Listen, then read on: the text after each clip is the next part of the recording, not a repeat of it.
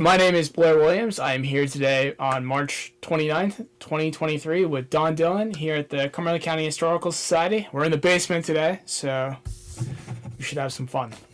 Let's go do it. So Don, the first question I would like to ask is, where are you from? Well, for Camp Hill, I've lived in Camp Hill since 1973, Okay. but originally from Elkhart, Indiana, a long time ago. And what was it like growing up in Elkhart, Indiana? Well, I was born in 1935 in Elkhart, Indiana, and I left Elkhart in 1958 after graduating from college. 50,000 people, small town, small community. It had a big factory there, C.G. Kahn's musical instrument, Miles Laboratory with one-a-day vitamins and that sort of thing, so it had some industry in it. But you didn't lock your doors at night. Kids went to school, and if some girl got pregnant and wasn't married, oh, that's not so good. Religious,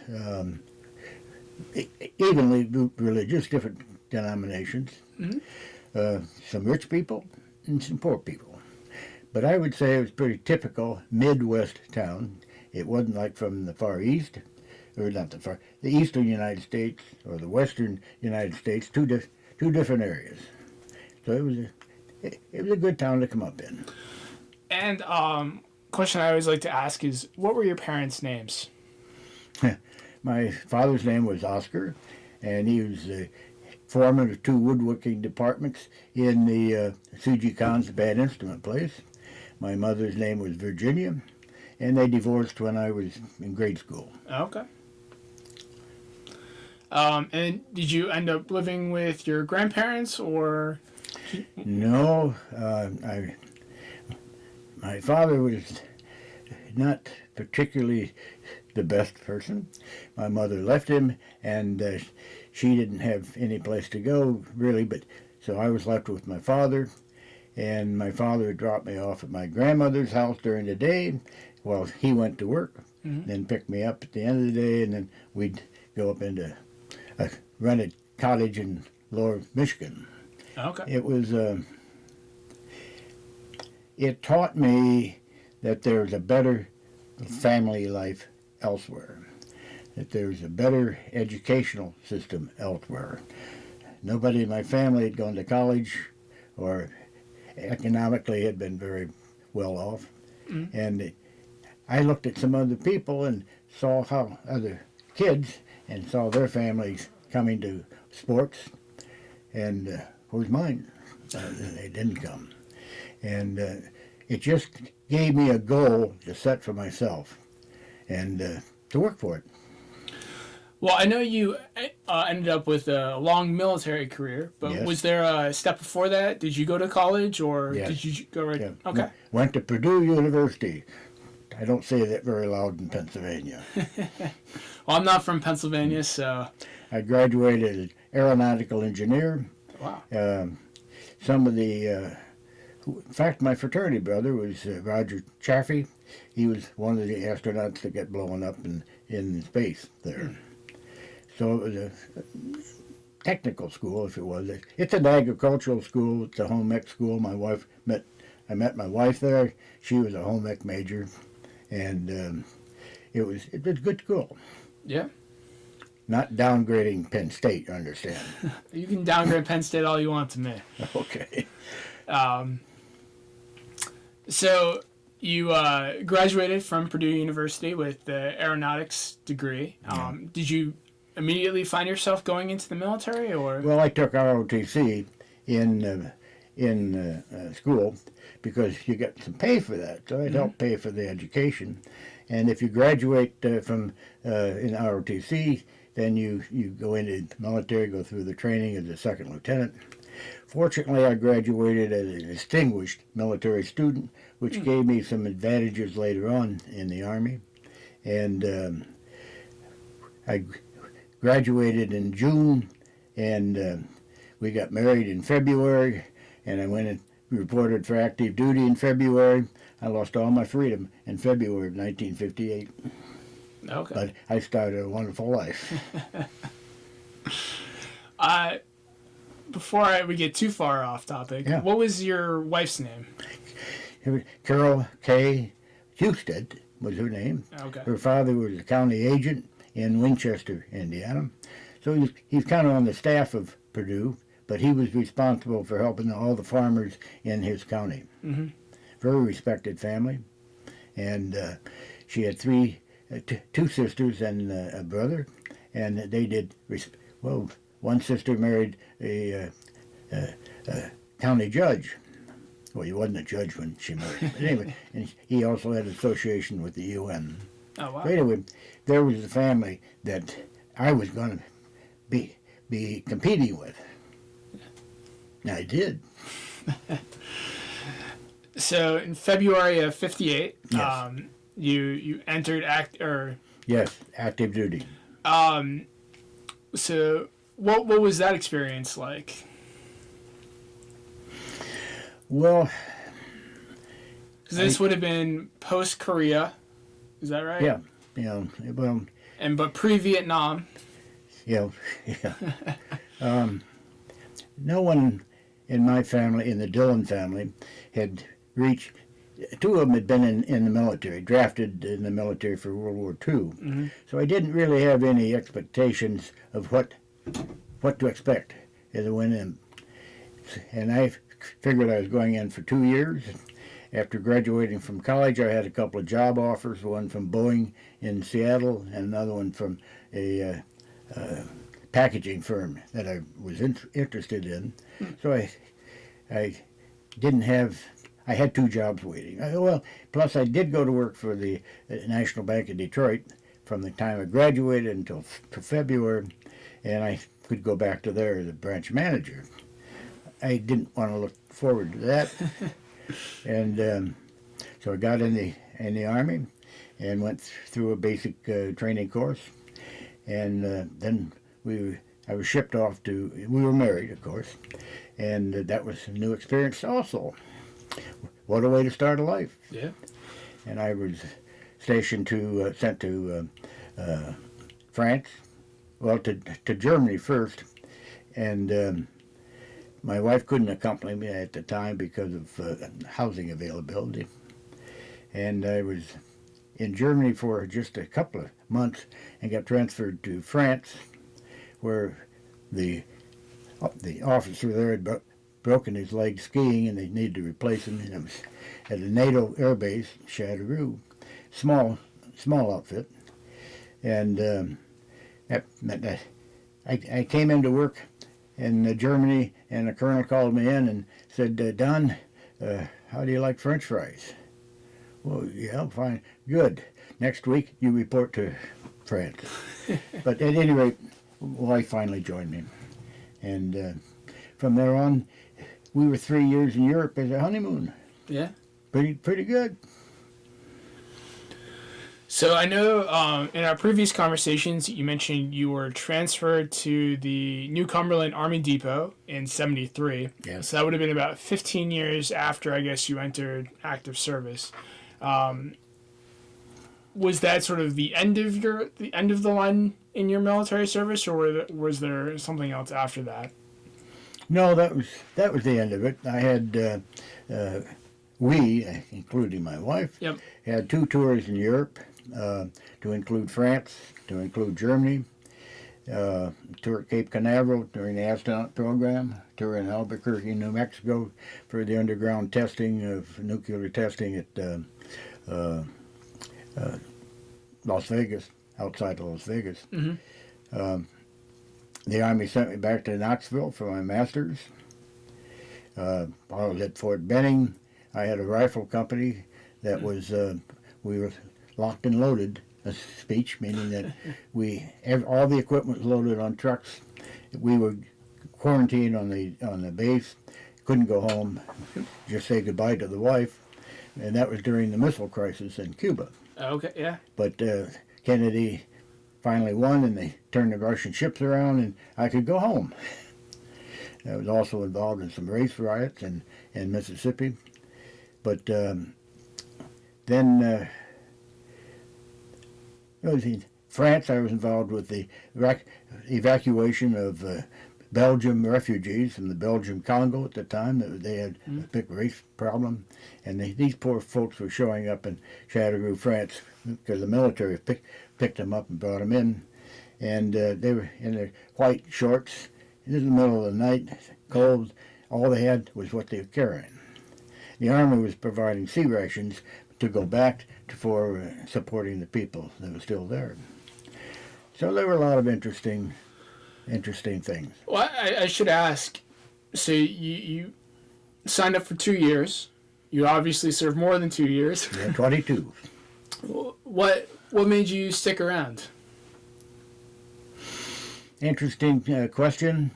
In Germany, our first experience, the traveling, the sense of belonging, the sense of I have something important, I'm part of something important, put it that way.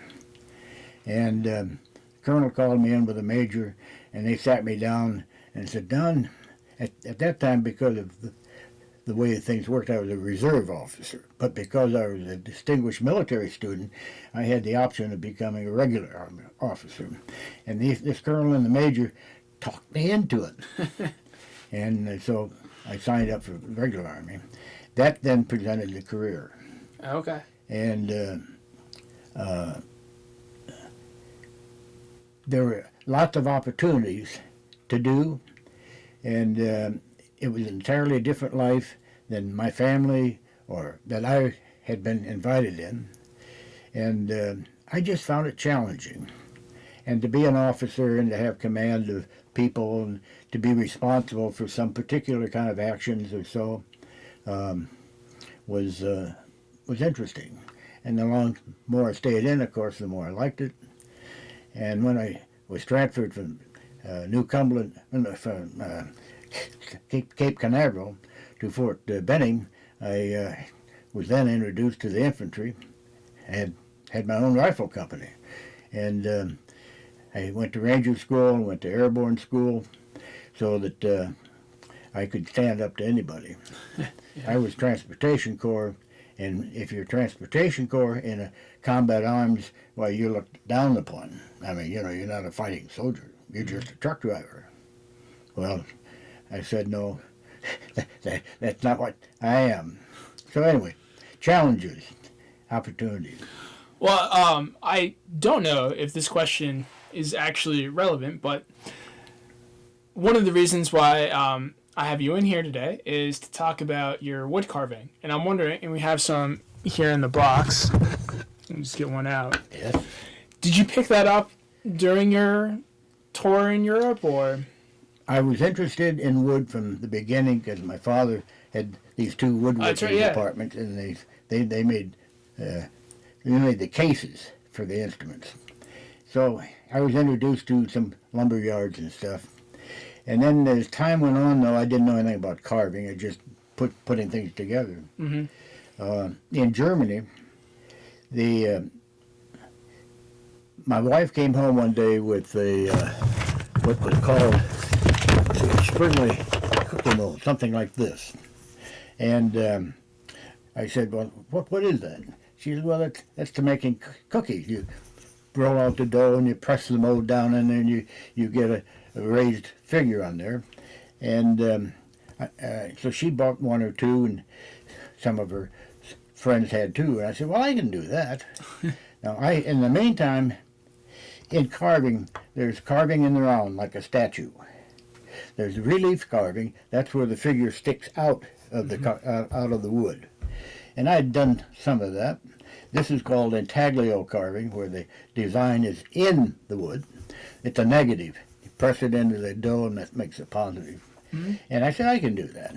So I started carving a few of those using the German designs. And we sent some home for Christmas a couple of years. Well, they got tired of that. That's, how often do you do that? But one of her sisters took it to a tourist shop in Vermont and showed it to the manager of the tourist shop. And he said, well, does he sell these? Well, as an officer, I couldn't have an outside job. My wife wasn't supposed to work either. So gee, that's interesting. And we were not too far from having to come back to the States. So that's where it started. I'm self-taught. I did go down and sit with some German wood carvers in Oberammergau, which was a big carving center, and about sharpening the gouges and what kind of gouges to use and the technical bit. And I thought my gouges were sharp enough, and I showed them to this German Meister, and he looked at it, he said, Schwarz! Too dull. So anyway, so I learned a little bit about that. Went to a German factory and bought, it was about 200 or 300 gouges, and there's a reason for that, and just started to do it. So when we moved here to New Cumberland in 1973, I was already carving these short Springerle cookie molds, and there's single ones like this, there's multiple ones like that, and then there's larger ones like this, and they're all the same thing. You press it into the dough, but we learned that we wanted to sell. We thought, well, here's something different to do, and I can do it in the basement, and it doesn't affect the military career, and I was not too far from retirement at the time, and we were able to get into, I think it was the last Pennsylvania Folk Festival that was rated by National Geographic as one of the two most best folk festivals in the United States. It was a takeoff from the German, Dutch people, but they were ending. The committee had all grown old, and they were out. And we were fortunate enough to get into their last one at Hershey in the Giant State, not in the Giant, in the stadium at the time. Yeah. And we had a great reception. Well, these we know what the Springerle cookie is, and speculoos, and shortbread. And the designs were somewhat German. Then I started to bring in the Pennsylvania Dutch designs. The pineapple and and this and some other designs that we picked up, and I found that we were kind of unique. In fact, one person came up to my wife and said, "You don't know what you have here." What did she mean by that? Well, when the Germans came to Philadelphia, the German carvers, German bakers, and all them, they brought the tradition with them. The carvers started dying out, and baking the Springerle cookie is a labor-intensive job. It's involved. Something that bakers didn't want to do, and the German bakers died out. So the tradition of the Springerle cookies, which originally were used at Christmas time, kids would get candy, cookies, hang the cookies on the tree and eat the cookies off. And during festival time, where they'd have big Springerle molds and cookies, and so that was brought here. But so what this woman was telling my wife when she said, "You don't know what you have here," it was kind of a new. What word am I thinking of? Like a resurrection? Resurrection, yeah. Thank you, of a tradition that was German to begin with. And we didn't realize that. So we started doing craft shows, and my wife could do the craft shows while I'd go do my military job. Yeah. And then we retired, and I went into it full time. And at one show we did Kutztown for 18 years, I guess, and I had an antique dealer that came every year and bought some of my carvings. And I knew he was an antique dealer, and I said, "Why are you buying my carvings?" He said, "You're an antique dealer." He said, "I'm not dead yet." And he said, he looked at me and he pointed his finger. He said, "No, but you will be." So anyway. That's how we got into it. It was, from my personal standpoint, it was a challenge. when I retired, I didn't want to work for anybody. I didn't want to work for the government. A lot of military people retire and go to work for contractors. Mm-hmm. And I really didn't want to do that. I sure didn't want to get into politics and work for local governments. But here was a way that I could be my own boss. I could create things. Yep. I could work as hard as I wanted to or as little as I wanted to. I had 2 kids to put through college, and the Army retirement wasn't going to do that. It was going to help. Good base to keep things safe. Yeah. But it just developed and continued on. What? I know you came here, or I should say, you came to work in New Cumberland in '73. Yeah, New Cumberland Army Depot then. When did you finally retire? From New Cumberland Army Depot in '79. Okay, so Yeah. I first came to New Cumberland. So you would have been about 45 when you retired? 44? Yeah, geez, I don't remember. I'd have to figure that out. I was, 79 minus 35. Yeah, that makes it about 42 or so. But when I came to New Cumberland, I came as lieutenant commander of a small unit. That unit was abolished, and I was then transferred, fortunately, to another unit in New Cumberland, not the depot, but another tenant organization called the United States Army Security Command, and we were the logistic support to some 80 foreign countries. And that was really an interesting job. Of course, I forgot that in between I had 2 tours in Vietnam. How come? Yeah. And the one was the best job I had in the whole 22 years. I was with the Vietnamese Army, and I was the first American. My sergeant and I, or just the 2 of us, were the first American advisors to the Vietnamese Army, and it was at the Saigon stevedore unit.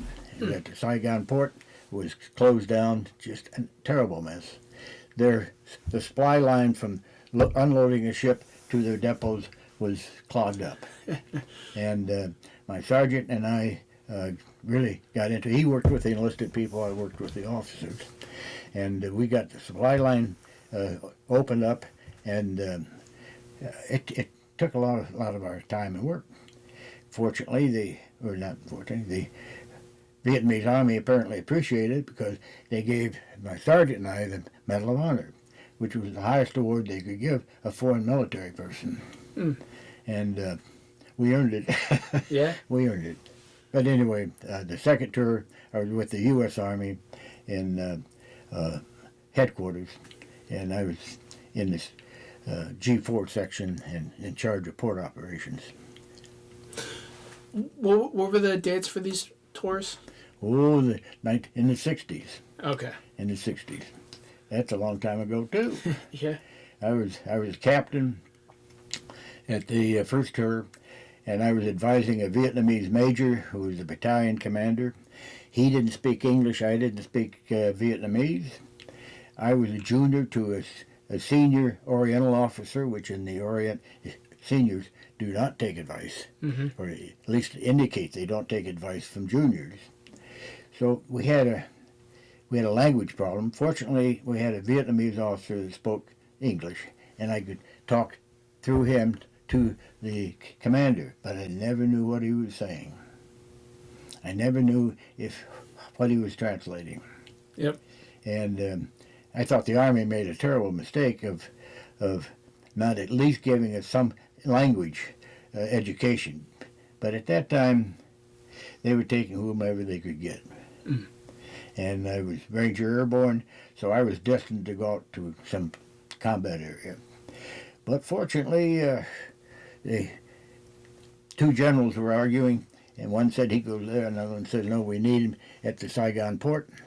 And that guy won, and he turned to his staff and said, the first officer that comes in with port experience goes to the Vietnamese port. And I had port experience at Cape Canaveral. So it was me. I don't know what happened to that other poor guy. There were 2 of us on board the aircraft, both Ranger Airborne. I don't know what happened to him. Mm. So anyway, that was an interesting, and there was this opportunity in which I was isolated on the port.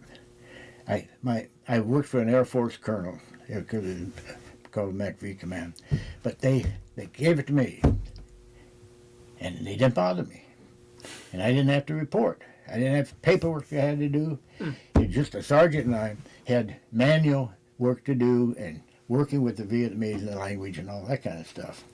And what a challenge that was. And we felt good. Do you happen to remember the sergeant's name after all these years? Yes. Ryman, Master Sergeant Ryman. He was a Korean vet. And he was one of the old-time sergeants that what you needed, he got. What needed to be done, he did. No excuses. Later on in Germany, I had a problem.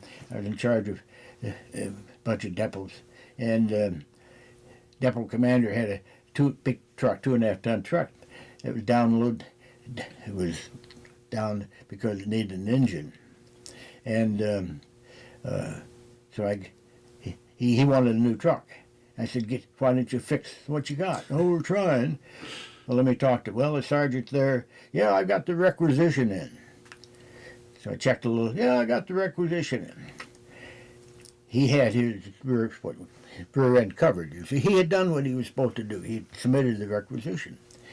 So I called Frankfurt, Germany, and to the place where the engine was, and I said, hey, why doesn't this depot have the engine? What requisition?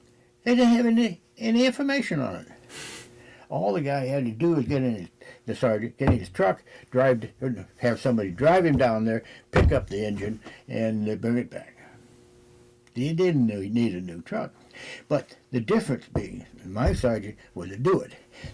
This guy in Germany was hiding behind the requisition. Mm-hmm. So what a job it was for both of us. So anyway, it wasn't so good for my wife. She was in a small town, and she would get calls about her husband being in Vietnam and killing babies and children, and women. That's not true. It wasn't. Yeah. So anyway. Well, so you mentioned that your last job in New Cumberland was also dealing with foreign. Yeah. And that was also not quite to the level of your first tour in Vietnam, but it was also pretty interesting. Well, yeah, it was interesting. We had, I had to go to Saudi Arabia, and there was a problem in Saudi Arabia of the Saudi Arabian National Guard was out in the desert and doing camped out there and doing exercises. And anyway, they were eating American sea rations, and one of them got into some pork.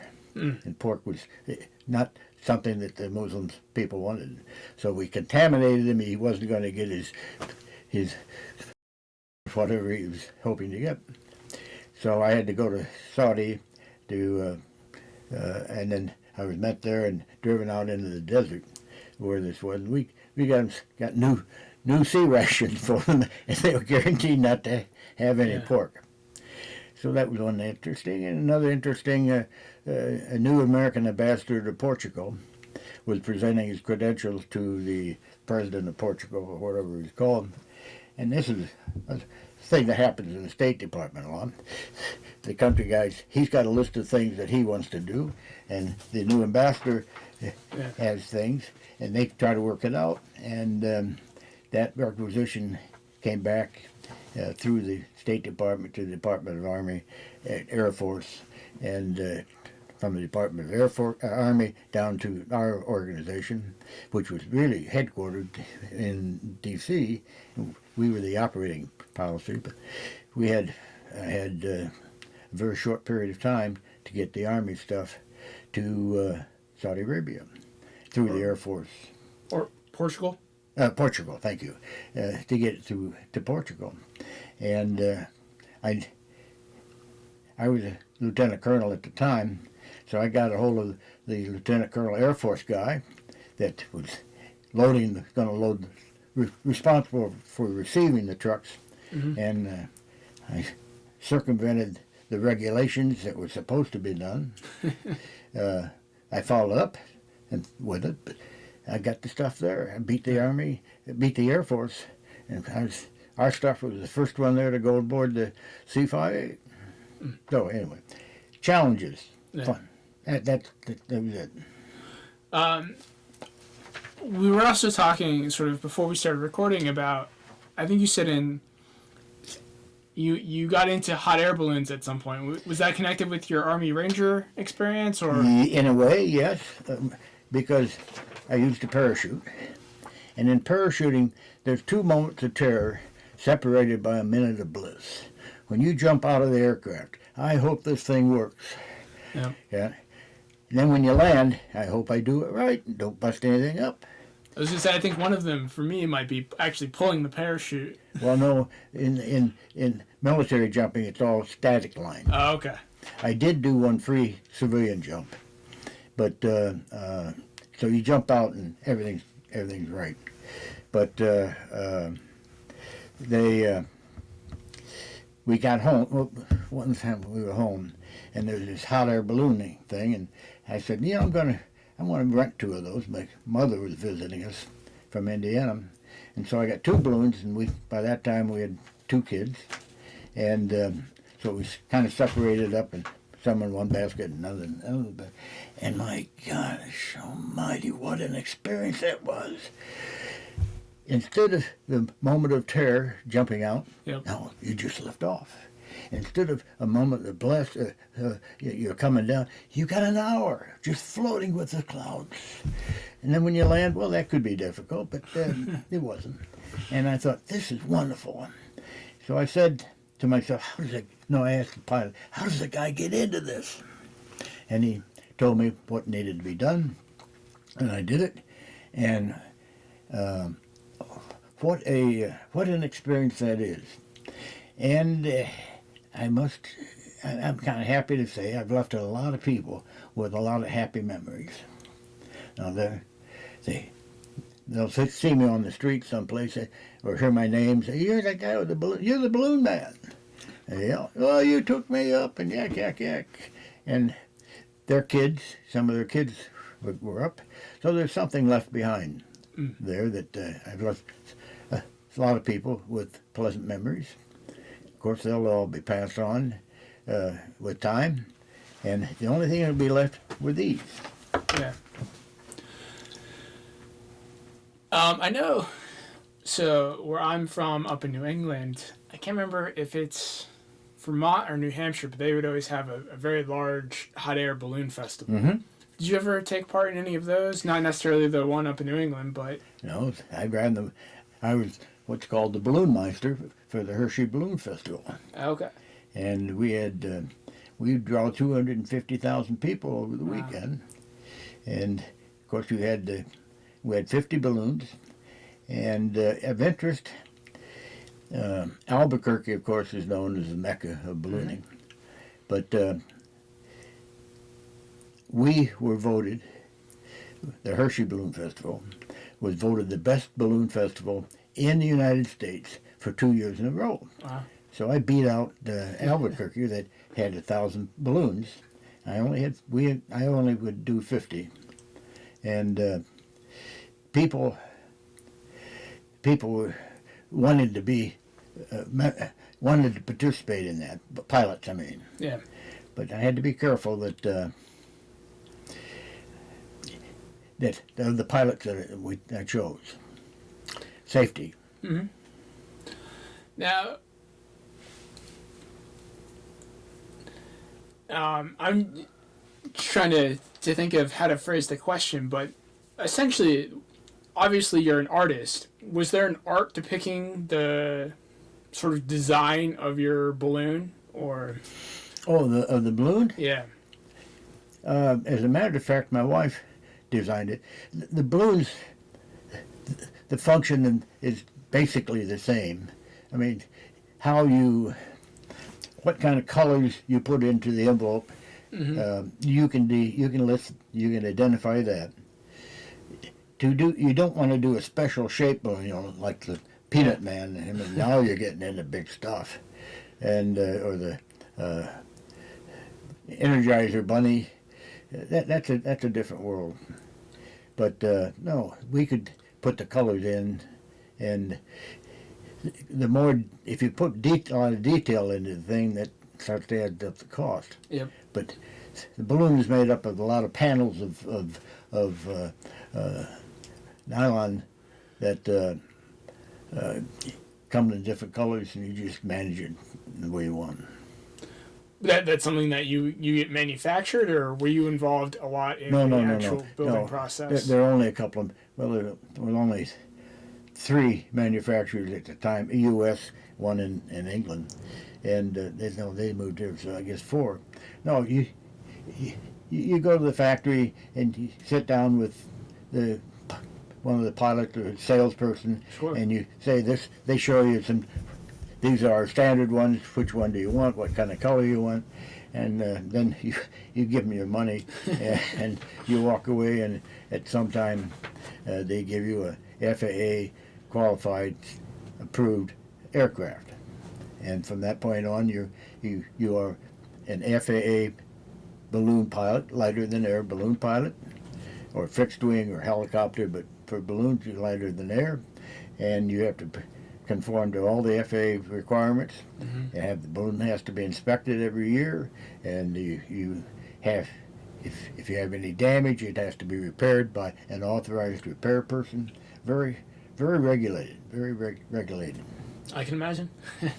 Anything with the FAA.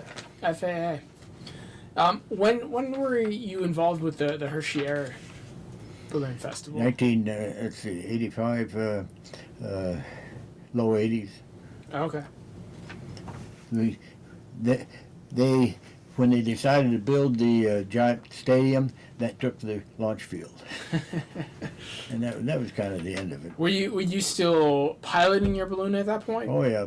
I had a private business, a one-man business, and there again it was a challenge of management, skill. I've flown the balloon in 9 foreign countries. I have over 4,000 hours of pilot flying. So you had a management problem, you had a safety problem, you had all kinds of things to get you had to decide each day whether you're going to fly or not. And you had to tell your passengers, hey, we can't fly today, and they'd get all mad. Oh, well, it's so nice. But if the conditions weren't right at 3,000 feet, boy, you didn't fly. But it was, once you're up and you're just floating with the clouds, what a feeling that is. You had 4,000 hours of it. Yeah. Well, yeah. It's called PIC, Pilot in Command. Okay. For every hour of flight, there's a lot of hours in front of it. So you mentioned that when you finally retired from flying your hot air balloon, you took up a sport called disc golf. Yes, yeah. At that time, I was 60 years old, a little over 60, and that balloon got pretty heavy about that time, and it wasn't as much fun flying passengers. You were like a bus driver. Okay. And you don't talk to the bus driver when he's driving. And part of the fun was giving people the experience, but taking the balloon and bringing it down treetop level and pick the leaves off the top of the tree or down over a corn and get the tassel off the corn and then go back up. So it got to be that you were just a bus driver, and it wasn't that much fun anymore. And age had gotten to me. So I quit, and I took up the carving. I was still carving along the way, but not much. And I said, I'm looking for something. I want to be outdoors. I want to be self-contained. Mm-hmm. I want a challenge. What can I do? And I saw somebody playing this silly thing of throwing a disc and putting it into some sort of basket or something. I saw that I was in Florida, at Key West, at the Navy base. And on that Navy base, they had the disc golf course. And So I went up to these guys and said, "Hey, what are you doing?" "Well, this is disc golf." "What's disc golf?" "Well, you throw these discs. It's like golf. You have a tee and you throw it in a basket instead of a hole, and that's all there is to it." I said, "Well, that seems pretty easy." And the military there had some discs, and so I went in and got some discs, and I went out and I started throwing, but my disc kept hitting the palm trees. My disc didn't go where it was supposed to go.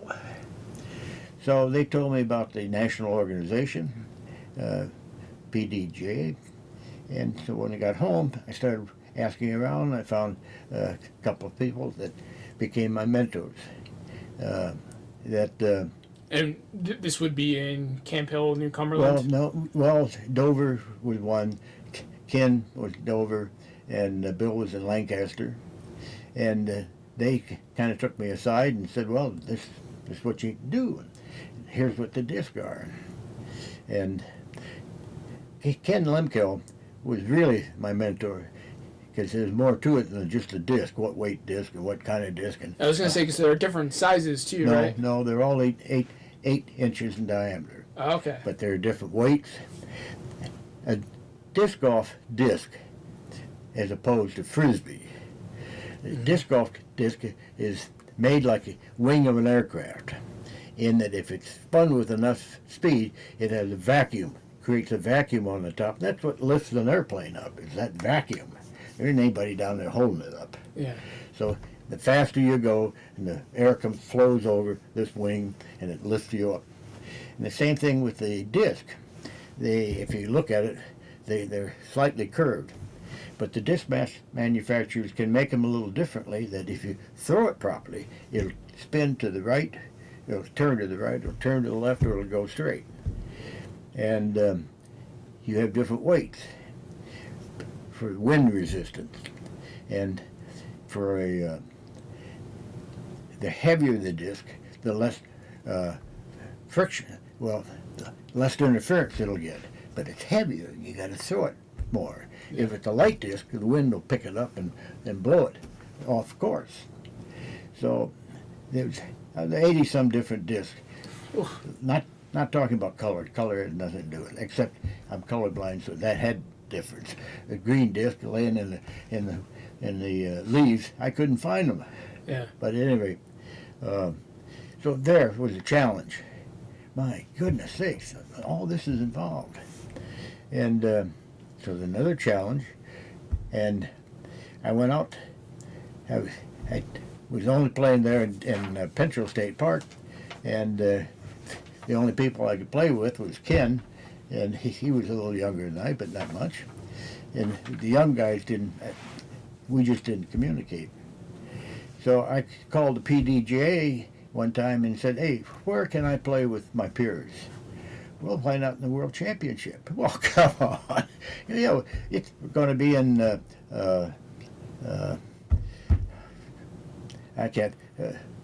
Easton, Pennsylvania, near Easton. Allentown, thank you, Allentown. It's going to be there next year. You could be in there. Because there's an age group that you could play with. So you'd be playing with your peers." I said, "This is silly. You're talking about world champion." Yeah, okay. "Well, it's going to cost you so much," and yak. So I did, and I went over and played with those fellows. There were 10 or so, and I practiced really hard. I got some baskets, put them up in my yard, and went out to Springerle, and I really trained for it. And the more I trained, the more I've understood it, the aerodynamics of it, and so on. So I played with these guys, and I ended up, there was 3 winning positions, first, second, third, and I was 4th. And I thought, I can beat these guys. Challenge. I can beat these guys. So I worked a little harder, and then the next time we played, I was 3rd. And then the next time I played, I was 2nd. And I was number 1. And I should have won it for 2 years in a row, but I got too cocky. And I understood the difference between recreational play and competition play. it's mind control, mind over matter. You don't pay attention to what's happening around you. You concentrate. Each shot is, that's it. What I do wrong, forget about the score, move on to the next one. I didn't do that, and as a result, I lost the one championship. But anyway, I won. And then I unfortunately had a stroke, and I lost my skill. So I had to give it up. So I went back to carving. But I wasn't carving Springerle molds, I was carving for myself. I'm not an artist, I'm a craftsman. The only way that I can be an artist is if you're creating the design. And I frequently modified designs. Or when I carved tree roots. Now there you look at the tree root and you say, what do I see in there? And you carve a face out of that. So I gave up the disc golf, and now I'm just sort of floating out. Well, I know we were talking earlier, and you mentioned that, and I can imagine this is the case, that disc golf is good for seniors because, it gets you outside and active, but it also really engages your mind. And I can imagine that if you have 80 different disc weights or designs, and that you have to decide what is the best disc for this particular shot in terms of, one, what is my ability, what can I throw, do I need it to curve right, left, go straight? So I can imagine it, yeah, there's a lot of strategy behind disc golf, and probably less so in... The younger players carry a bag full of at least 15 different discs. Yeah. And they look at a situation and they can pull out the disc that they want for that situation. Now, the only trouble is, did they throw it right? Yep. So, but with me, I'm down to 3 discs. One disc for one.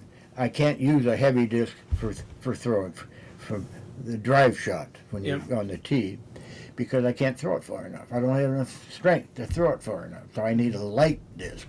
That creates a problem if there's a wind, but nevertheless, that's what I can do. And then there's a putter. There's a drive disc. There's a approach disc, and there's a putter disc. There were different weights and different choices, of course. And I ended up, I carried 2 drive discs, because if I lost one, I'd had the other one. And approach disc, you don't lose those very often. And the putters, I had 1. But it lightened the load. Yeah.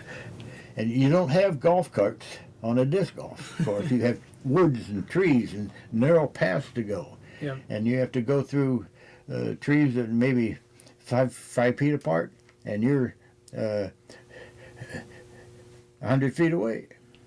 So anyway, what a challenge. Yeah. And for the seniors, one, what disc do I use? But then looking at the shot, what do I need to do with the shot? I can't make it from here and make a hole 1. That isn't going to happen. It's too far. So where do I want my first disc to land to be in a position to throw the second throw? Because there's trees in the way, there's a creek, or there's water, there's something. So you have to think ahead. You have to think, not let anything bother you. You have to think what I'm throwing, how I'm throwing, and you get muscle memory after a while. But nevertheless, you can mess it up. And gosh, what did I do wrong? So all constant there. In the meantime, you got your peers along, and you talk about whatever you want to talk about. Not when somebody's throwing, you don't talk. So that was really, again, another challenge, and another thing of not being dependent, not having a boss, not having to fake or do anything. You're just you. So you mentioned one of the things I wanted to ask is, clearly you became extremely well known for your the wood carvings. Yeah. Did you end up when you were going to these trade shows, or did your wife bring along some of the Springerle cookies that you? Or is it just the carving that interested you? No, that she got involved, and because we had these, she started making cookies, and our children really liked them, and she was a home ec graduate from the school. Yep. And so she took the German recipe and converted it to what ingredients substituted here. Is that? Go ahead. I don't know if are these her recipes here? Yeah. The Scottish shortbread and right. The speculas. Speculas. Speculatus. The Springerle molds were the intaglio bit. This perhaps would be more of a speculatus in that you pack the dough into it. Okay. But I think that would be more Springerle, really. And the shortbread molds were like big, something about like that and about that deep. You pack the dough into it and knock it out. And anyway, so she... Is this something that I can share with people, these two recipes, or...? You surely can. Oh, okay. You surely can. No copyright on it. So anyway, she was doing that, and then we got to thinking, well, somebody caught her mind on it, that some local stores would be interested in it. So she started off, and she sold wholesale to some local stores, and then when we were we did craft shows. She did by herself sometimes, but then after I retired, of course, I was with her from Ohio to Carolina, and all over Pennsylvania. Anyway, yeah, she started having some of the cookies with her, and the word sort of spread, and she ended up getting requests. We didn't have a web page at that time. What's a web page? And so we didn't have that, so it was really word of mouth. Plus, she was being picked up in newspaper articles, and at one point, Neiman Marcus was buying from us, and they were distributing across the nation her cookies. We would make the cookies. She would make the cookies. We'd put them over here in Carlisle in cold storage, and freeze them, and then Neiman Marcus would send a big box truck to the house and take them to the distribution point. That created more people wanting to know, and also the fact that we were invited by the person in charge to decorate the Pennsylvania National Christmas tree on the National Mall in D.C. for 3 years. Wow. Neiman Marcus had Neiman Marcus and Carol, my wife, both split the first year. But then the next 2 years it was just her cookies. Now the cookies weren't there. She made plastic reproductions, and they were put into a globe, and that's what hung from the Christmas tree, so the birds and stuff wouldn't get to it. But for 3 years we decorated that. Wow. And we were written up in a book as the only one in the United States carving Springerle cookies in the old-fashioned way, which means I was using a gouge, not a tool, not a machine or a Forden tool or something of that nature. That had to be sharp enough to make those German people happy, the ones that you studied under. Well, briefly. Well, they were left far behind. Okay. They didn't know. However, no, that's not quite true. In Switzerland, the Swiss National Museum invited me to participate. And they had a summer exhibit going for the summer of European crafts that had moved to the United States. Wood, jewelry, cloth, the whole thing.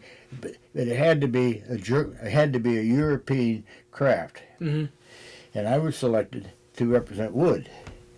So I sent a bunch of my samples over there, and it was on display for, I don't know, a month or 2 months, whatever the display was, as representing the European bit. But her cookie thing, just she was picked up. I can't think of the gal name. French American woman. I can't think of it.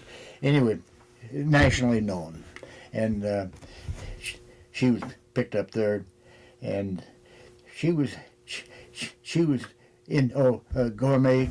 It's Julie or Julie. Yeah. That's almost it. Yeah, that was it. Yeah, that was it.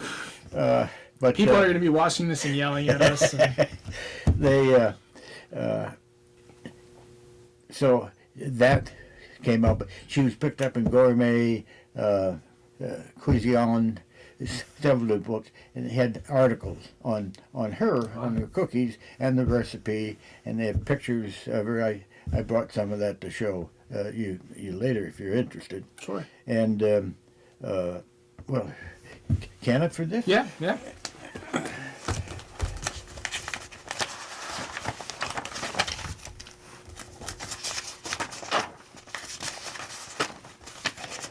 We've written up in Parade magazine at one time for a family that works together. And this was a cartoon that was made. Anyway, that was in the Sunday Parade magazine. Okay.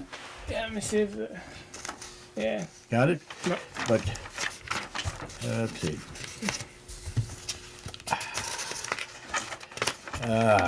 No, I know. Here it is.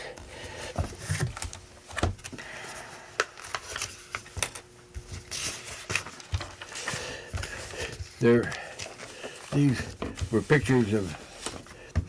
It'd be hard for your camera to pick that up, but anyway, there's some better ones. This is her making the Springerle cookies and how she used the mold. Okay. And then here's one of the more delicate ones. Here's rolling pins rolling out the dough, and there she is. And at Christmas time, Hey, do you mind if I steal this and yeah. I can show it to the camera? So she then added a little to it by painting the cookies. And that picture that you had there was painting cookies. And one of the things that we found at the time, because of the cookies, the customers that were at the Kutztown Folk Festival or wherever we were, they would say, "Yeah, I remember Springerle cookies. My grandmother used to make those." yeah. Where do you get them today? Well, you don't, because they're too work intensive. Well, when I was preparing for this, I noticed that in some cases you had to let the dough sit for like 2 weeks. No, that's a little. Well, I mean, overnight. Yeah, a lot of places. I think the one recipe I saw was just 12 hours or 24 hours. Yeah.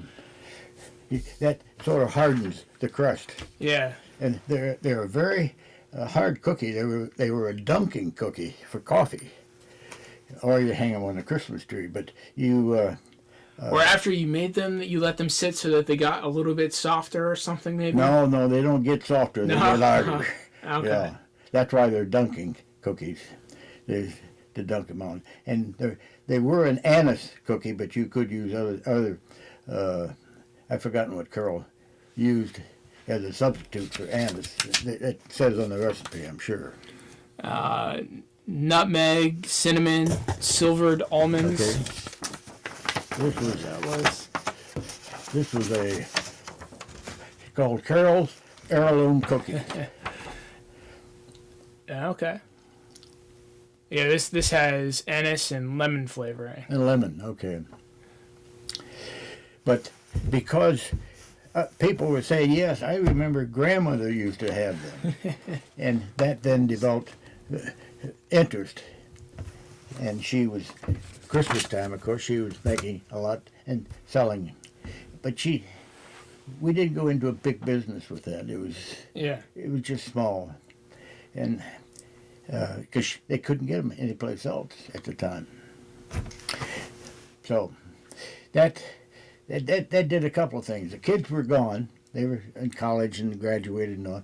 So that was sort of a joint effort between her and I, and it has been that we were partners. Yeah, I just want to make sure the camera got okay. the parade family that works together. This picture shows I had 450 gouges. Of the 450 gouges, there were 100 that I used, but of the 100, there were probably 60 that I used. But I went to the German factory when we were stationed in Germany, and I made a big selection because the gouges come in different shapes, different forms, and do different things when you're using your hands with them and use them right. And I could get them directly from the factory. In fact, I was there and saw them make some of them. And I had the opportunity, and I was there, and I became part of my military household goods, so I could get them back home. And so I had the choice of reaching, getting this one or that one. Wow. And so when you're carving them, and you have the gouges, is it just sort of like hand, or? Yep. I don't know.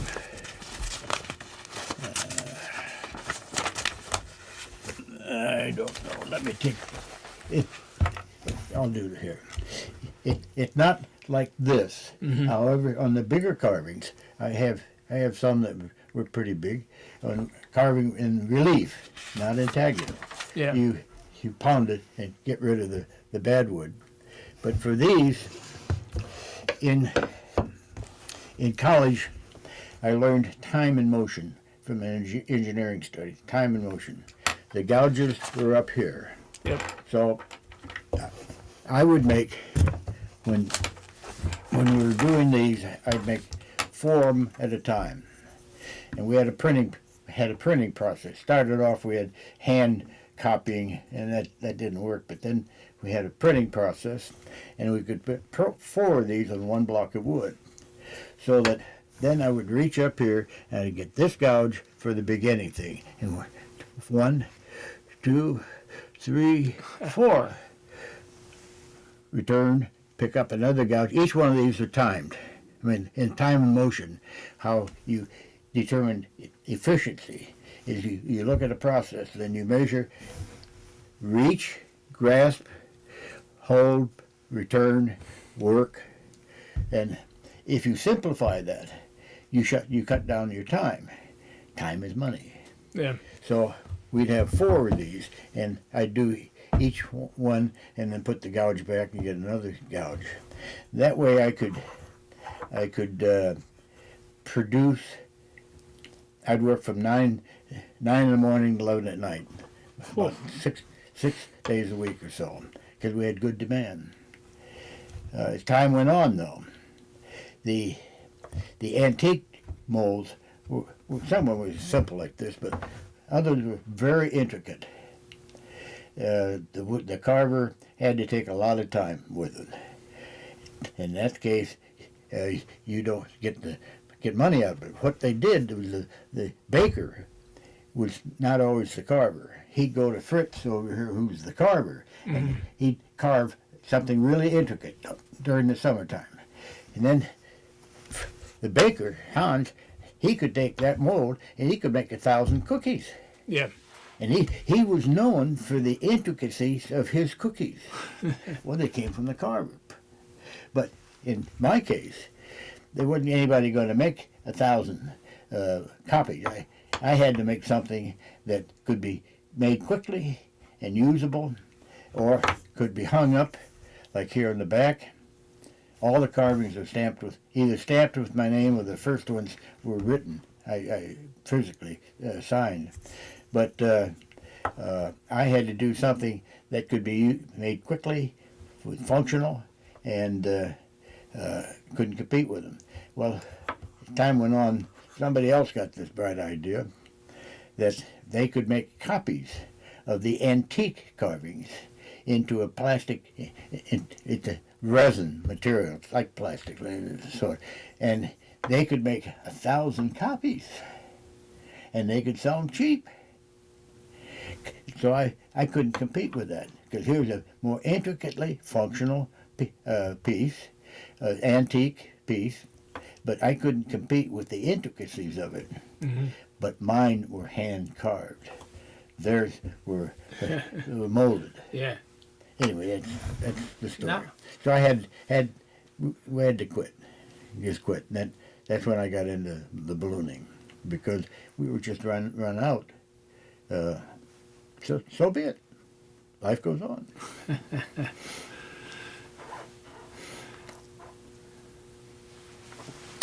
There was a picture in here. There's one I did of at the brewery. This is German for beer. Yeah. Anyway, there's a lot of stuff. I did wood inlay too. That's a Picasso. Oh, no, that was back in the women's lib thing. Yep. That was a kid. That's my family. That's Dad, Mom, and the 2 kids. Yeah, okay. You know what marquetry is? Marquetry. Those are pieces of wood. Each piece is a different piece of wood. Okay. And it's all flat and smooth. Yeah. And you start off with a base, and then you have to cut a silhouette some way, then lay it on there, and then cut a hole in the wood there, and this, like a jigsaw puzzle, this fits into that hole. Wow. It's not easy. I did. No. There's the Picasso. Man in the red armchair. That's all different pieces of wood. Yeah. But anyway, I thought there was some. I'm taking up too much of your time. No, you're not. I'm taking up too much of your time. No, I've got. Well, so. Go ahead. So. I'm not finding it. With the end of the disc golf, you mentioned you had your stroke and then you returned to the carving. Was that more so less as a business and more just as a... No. Business was over. That was more just something to do? Yeah. I like working with wood. And here's a colonial soldier. I think that is. That's the inlay? No. Oh, relief carving. Okay. Yeah, relief carving. But, no, it's... When you reach age and you're no longer employed or you no longer need income, work to make income to live, if you just sit around and do nothing, you die. And as I've indicated before, I like challenges. Yes. So, I think it's very clear. Well, so now the disc golf is gone. I'm aging. I can't do what I used to be able to do, but I still want to be outdoors. I still want to be challenged. So I returned to the wood carving because I had all those gouges and I had a shop, and I just started thinking of what can I carve, what can I do. In the meantime, I was busy with yard work and those other things that need to be done. Here's relief carving and intaglio carving, showing the differences.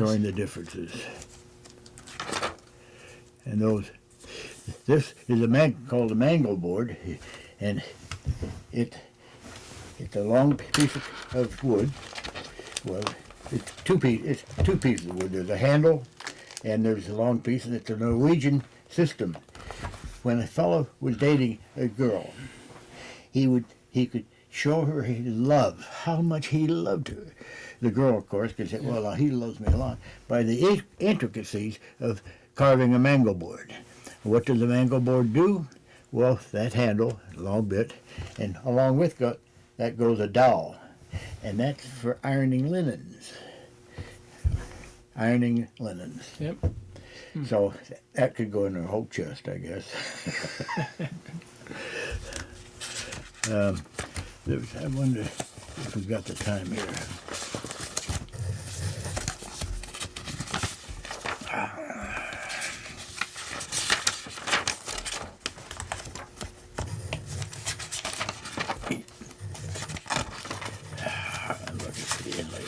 There.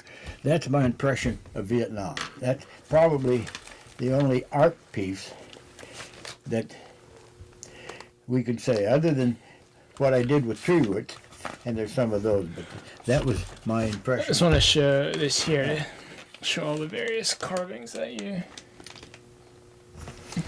But yeah, no, I was going to say, when you sort of retired, you mentioned earlier that you were a craftsman and that you took a lot of the antique designs and you altered them a little bit, but you didn't consider yourself an artist. Right. Did that change sort of after sort of your retirement? And you were just carving because you enjoyed carving or working with wood? I still wouldn't say. I guess you'd say I became a little more of an artist. Okay. In that I was coming up with some different ideas. Well, because, I mean, just looking at some of the things you showed me in this book, I mean, you certainly seem to be branching out and trying a bunch of different styles and attempting things other than what you had been known for. They work for sale. Yeah. So, let's see.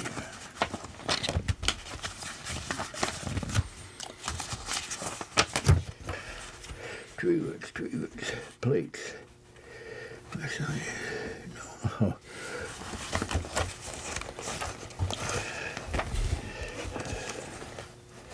Well, for example, here are tree roots. Now, I wouldn't call that artistry, but to take a tree root that had some knots and odd growth to it, and say, okay, I see a face there. Well, I think we mentioned when we spoke last week, a gentleman carver locally by the name of Willem Schimmel, yes, who was known for folk art, and I think Cumberland County has a long tradition of folk artists, from Aaron Mounts and Schimmel and to more recent. There's a couple others too that were local, yeah. Yeah. Well, I mean, and that to me, I mean, whether it is or not, I mean, that looks like a folk art type of... Yes, it was. That was real primitive, and you look at Schimmel's stuff, and having some knowledge of what tools were available, he was a character to begin with. Yes. But he did what is called folk art because they didn't have the equipment.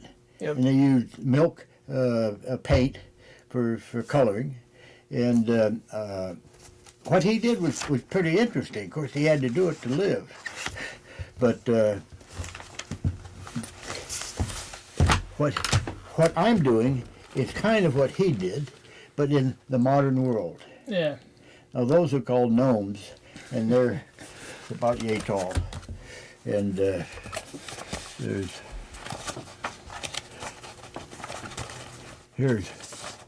there's another one. That's a Scottish miner gnome. And the story behind him is it came from a tree that I had in the yard. And in the old days, the Scottish people were the miners who were in the Midwest. And they'd go down in the mines, and of course they were imaginary, but the miners, they would have their lunch buckets down there, and son of a gun, the lunch bucket was moved. Or they'd leave their tools there when they went home at night, and the gnomes would come out and move the tools. Now, there were good gnomes and bad gnomes. The good gnomes were the ones that, there's a leak, get danger, get out of here. The bad ones take the tools away and they couldn't find them. Mischievous. Now, for that guy, which is the one you saw earlier there, I had to give him a wife. Yeah, Myrtle. That's Myrtle, yeah. Oscar and Myrtle. Oscar was my father and Myrtle was my aunt. Now, those works were from tree trunks. And a fellow from Dover did with chainsaw. I showed him what I wanted, and he'd rough it out. Then I'd take a year to. I mean, he did a good job of roughing it out, but then I'd take a year finalizing the face, the eyes, the hands, and all that. Now that's fun. Well, and that to me, I mean, that's artistry, because I mean that's you coming up with the design and seeing it through. Well, no, I saw a picture of it, and so now I create the picture. So it wasn't original. Okay. But it was my craft that turned it into something like that, and it was my fun. Yeah. It was my thing to do. It was something that I had some sort of talent for, and I wasn't going to go work for somebody. I wanted to be my own boss. So that's the way it goes. There's all kinds of stuff in here that shows stuff, but here, no, that's about it. Another thing that I did these plates, and these are bass that I only worked in basswood, or linden as they're known, and I made these plates. Now they weren't functional, but one lady bought them because she was going to use them for pies. You know, decorate a pie with it. But the purpose of it really was just pure decoration. And they were very popular. But that's all over. So you've hung up all your gouges then? No, I sold half of them to a fella out in Ohio someplace. Those gouges are very expensive now. A gouge I paid $10 for is $25 or $30. Paid $10 in Germany, and way back when. Yeah. So they're very expensive. But anyway, as I said, I had 450, and I just didn't need half of them. And what's going to happen to them when I pass away? My kids are not interested. There's no follow-on. So they'd end up in an auction house, $1 a piece or something. So I wanted to make sure they got to somebody that could use them, and they were good gouges. Gouges come from different manufacturers, and the metal is extremely important. If in metal terminology, the Rockwell hardness is the amount of hardness that the metal is, and if the metal is too hard, you have a hard time sharpening it. If it's too soft, it goes dull in a hurry. So you need a good gouge, and a lot of the cheap ones, of course, are not good. They're cheap. And all my gouges were good.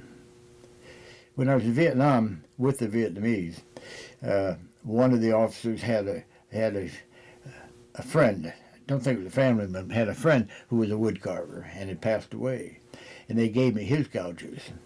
And wow, what antiques! I mean, they were handmade gouges. Wow.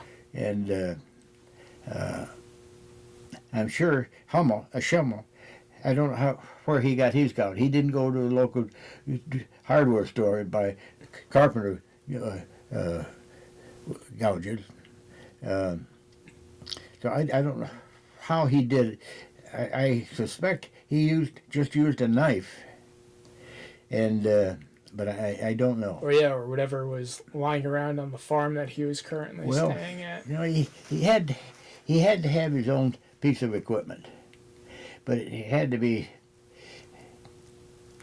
I can't imagine at that time of year, time, that he had anything more than what we would call a pocket knife. he could have perhaps gotten a razor from a barber and somehow manipulated that into a carving tool, but I doubt that. I doubt if he did that. Yeah. But he created something, and that was unusual and different, and he didn't do a lot of them, so therefore they're scarce and expensive. My carvings are showing up now on eBay at quite an increase in price also. You're that antique dealer. Yeah, maybe it's him. He didn't have to wait that long, then, I guess. Yeah. No, we go on eBay. I've never sold anything on eBay, but we go and look, and we said, "My God, look at the price they got on that." And we're kind of surprised that some of the plates show up, and there's a lot out there. But well, you mentioned that you had sort of developed a national reputation as sort of the Pennsylvania Amish carver, even though you're not Amish. Oh no! In one publication, I am the Amishman from Pennsylvania. Yeah. Yeah. When we went to the different craft shows, we were in local newspapers, and we were picked up as some national. Mostly, my wife was with the cooking, with the cookies, and that, of course, brought along. It was used as a advertisement to visit the craft show. So. Well, I have asked all the questions that I wanted to ask, Okay. with one exception, Uh-oh. and this is always the one exception. Is there anything I should have asked or that you want to mention before we end? No, I can't. I can't really think of anything. It's pretty well. We've done this. I've made this just as some sort of a remembrance. Sure. Who's going to remember, I don't know. But at least the kids, our adult children, can show it to their children. Yeah. That this is what Grandpa, great-great-great-grandpa, I don't know how far back down it'll go.